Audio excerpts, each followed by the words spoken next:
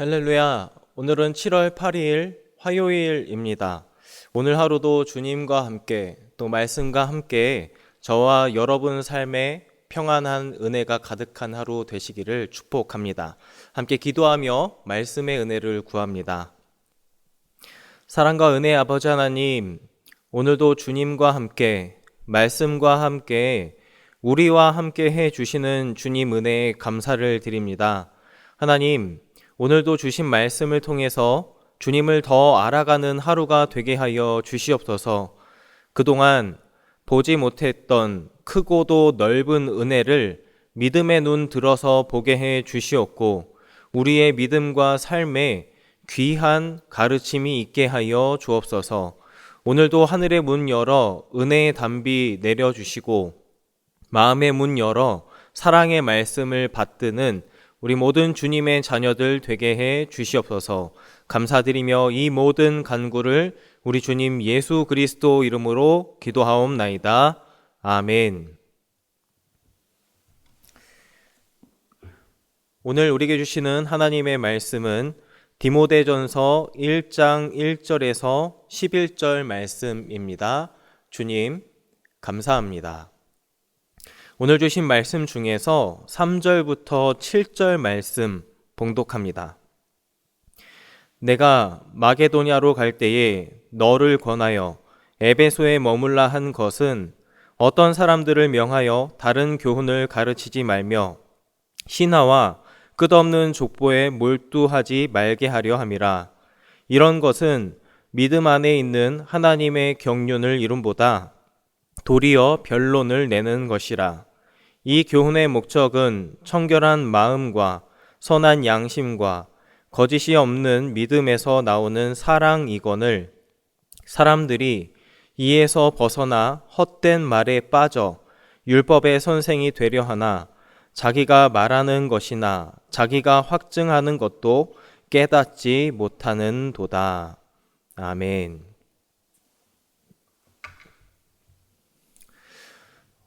여러분, 우리가 신앙생활을 하면서 열심을 낼 때가 참 많은 것 같습니다.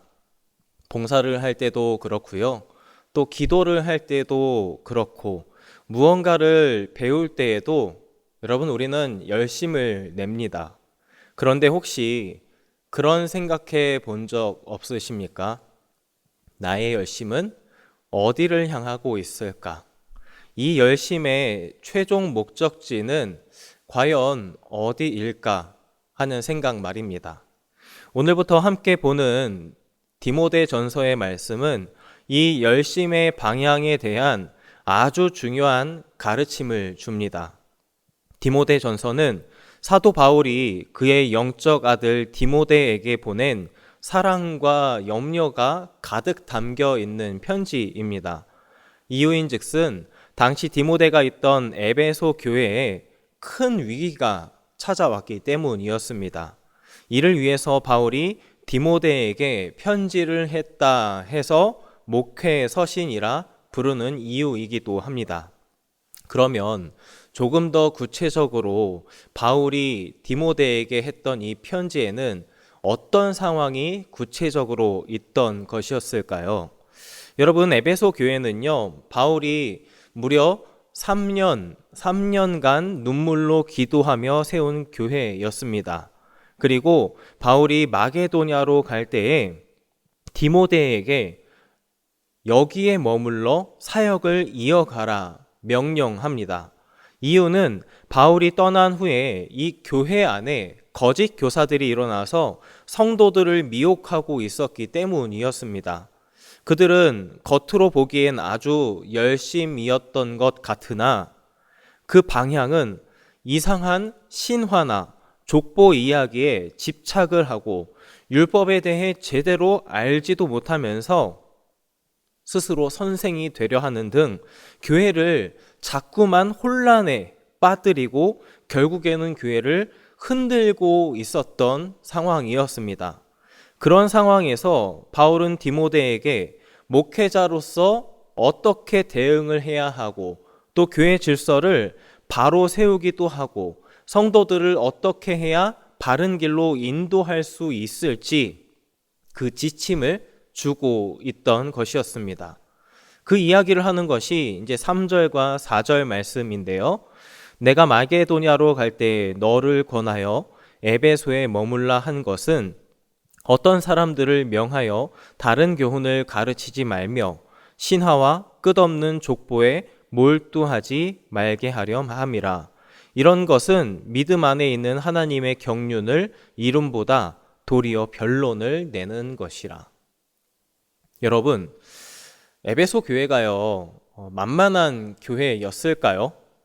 우리가 그토록 대단하다 여기는 복음 전도자 바울이 이 교회에 얼마나 공을 들였냐 하면 사도행전 20장 31절 말씀을 보니까 이런 이야기를 합니다. 그러므로 여러분이 일깨어 내가 3년이나 밤낮 쉬지 않고 눈물로 각 사람을 훈계하던 것을 기억하라. 바울이 3년이나 밤낮으로 쉬지도 않고 눈물로 성도들을 가르쳤던 교회가 바로 이 에베소 교회였습니다. 심지어 바울이 에베소 교회를 떠나면서 이 교회의 장로들에게 마지막 고별 설교를 전하면서 그들은 끝까지 함께 무릎을 꿇고 기도하며 서로 부둥켜 안고 울던 공동체가 바로 이 에베소 교회 공동체였습니다. 그렇게까지 했던 공동체에 바울이 떠나면서 걱정했던 것이 있었던 겁니다. 사도행전 20장 29절 30절 말씀을 보니까 오늘 이 디모데 전서의 상황이 담겨 있습니다. 내가 떠난 후에 사나운 이리가 여러분에게 들어와서 그 양떼를 아끼지 아니하며 또한 여러분 중에서도 제자들을 끌어 자기를 따르게 하려고 어그러진 말을 하는 사람들이 일어날 줄을 내가 아노라. 여러분, 도대체 그들이 어떤 그런 달콤한 이야기를 했길래 바울이 전했던 예수 그리스도라는 복음이 그들에게 있었음에도 불구하고 도대체 그 다른 교훈은 무엇이었길래 그들을 미혹했고 그들을 혼란케 했던 걸까요? 4절 말씀에서 이야기하는 신화라는 것은 당시 유럽과 아시아 지역에 가장 광범위하게 퍼져 있던 그리스 신화를 바탕으로 했던 발전한 이 헬라 철학의 영향을 받은 영지주의에 관한 이야기였습니다.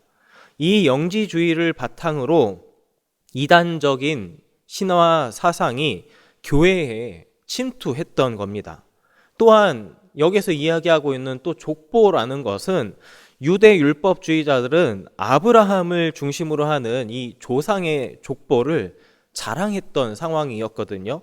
그런 율법을 통해 끝없이 계속해서 변론하면서 사람들이 혼란한 틈을 타서 미혹하고 있던 상황이 4절 말씀에 있던 내용인 겁니다. 여기서 그런 공통점이 보이더라고요. 이것들은 쓸데없는 억측을 불러일으키기 위해서 사람들을 혼란스럽게 한다라는 공통점 말입니다. 재미있는 현상은 여러분 이렇게 쓸데없는 억측을 계속해서 불러일으키는 목적과 그 상황이었는데요. 7절 말씀을 보니까 율법의 선생이 되려 하나 자기가 말하는 것이나 자기가 확증하는 것도 깨닫지 못하는도다. 여러분, 바울은 봤던 겁니다. 그들은 스스로 그러고 싶어 했던 것 같아요. 율법 선생이 되고 싶어 했다는 걸 바울이 정확히 짚어냅니다. 그런데 보니까 바울과 에베소 교인들의 이 관계를 보아하니 바울 저 사람이 생김새도 생각보다 뛰어나지 않고 말주변도 그렇게 있어 보이지 않는데 자기들도 충분히 저 바울 율법 선생이라 불리는 저 사람처럼 충분히 율법 선생으로서 세움받을 수 있고 또 관심받을 수 있을 거라 생각을 했던 것 같습니다.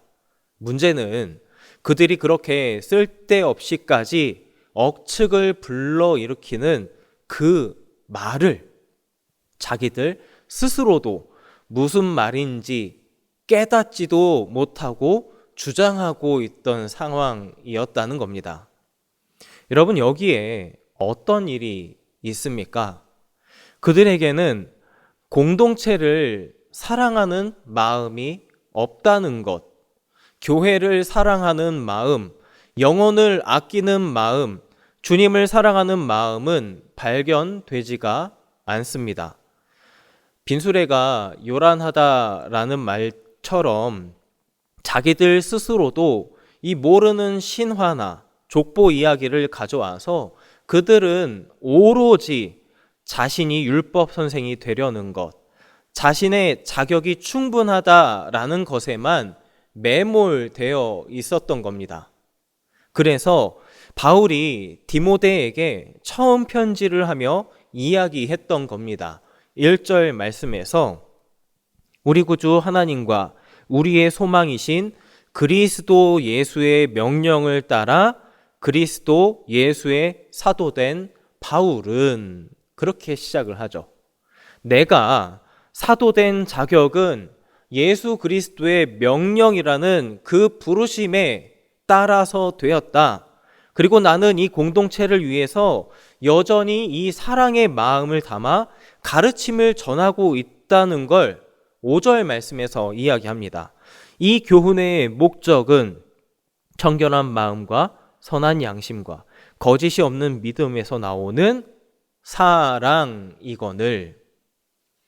여러분, 우리 역시 공동체를 위해 부단히 애쓰고 열심을 품을 때가 참 많습니다.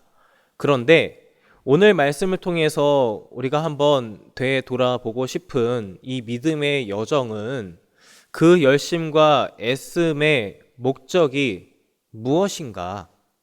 우리의 섬김과 헌신은 무엇을 남기는가라는 겁니다.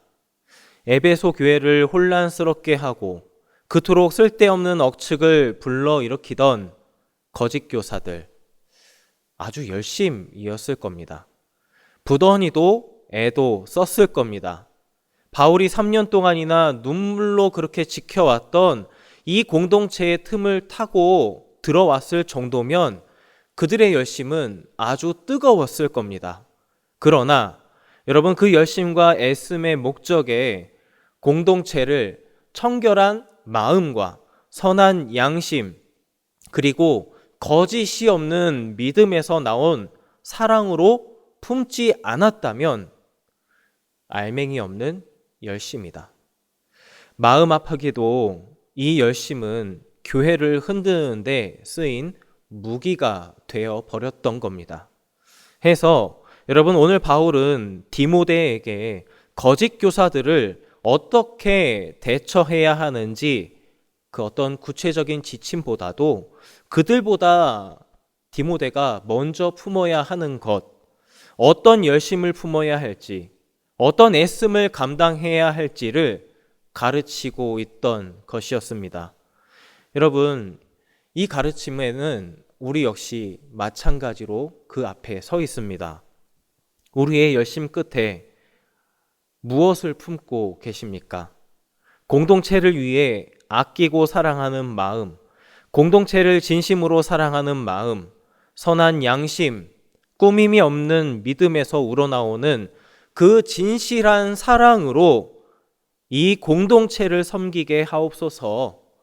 우리의 이 열심이 누군가를 살리고 또 교회를 더욱더 든든히 세워가는 열심이 되게 하옵소서 하는 그런 기도가 오늘 저와 여러분 모두에게 회복되고 또 가득하실 수 있기를 소망합니다. 함께 기도합니다.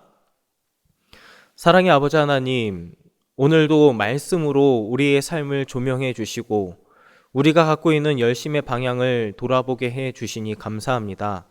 하나님, 사랑 없는 열심, 얼마나 공허하고 아픈 열정인지를 깨닫습니다.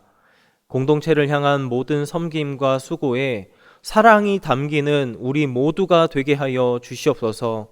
내 열심이 누군가를 판단하는 무기가 되지 않게 해 주시고 상처 입은 영혼을 감싸는 따뜻한 손길이 되게 해 주시옵소서. 오늘 하루도 이 믿음의 여정을 기억하면서 가정의 신앙과 헌신, 또 삶의 본을 올바르게 세워가는 은혜가 있게 해 주시옵소서.